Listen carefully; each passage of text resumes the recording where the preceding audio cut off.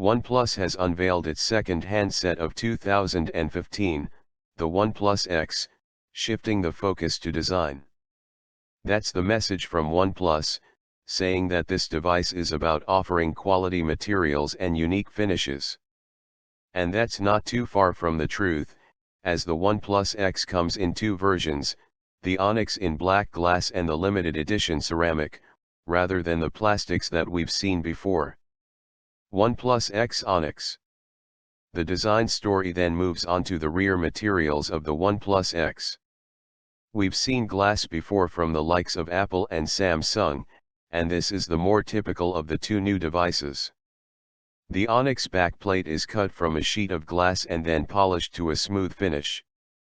The Onyx has rounded edges to the display and the rear, curving to meet the metal edge for a quality finish.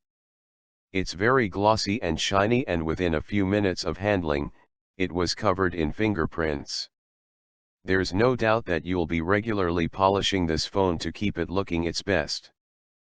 But it does look great. Setting it next to the Nexus 5X and the HTC One A9, it's almost staggering to think it's half the price. That's not reflected in the build and materials. On first impression, the OnePlus X Onyx is going to get a lot of people excited and turn a lot of heads. OnePlus X Ceramic. The zirconia ceramic backplate is sourced from materials in Australia, and goes through a forming process that takes nearly a month. It involves grinding, forming, baking, and cooling, with OnePlus telling us that it's a tricky material to work with, so only 20 out of every 100 backplates actually get used. When you think about ceramics, you probably think about whites or more earthy colors, but like the Onyx, the ceramic handset is also black. At first glance it's difficult to tell these handsets apart. There's a slight difference in the surface, with the ceramic offering an even more reflective finish, a shine that looks to come from even deeper within the material, although they pretty much feel the same in the hand.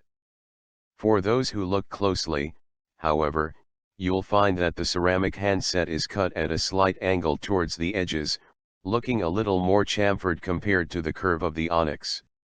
Ceramic results in a very hard finish, so that glossy shine should be maintained throughout its life, whereas the glass may be more prone to scratching over time.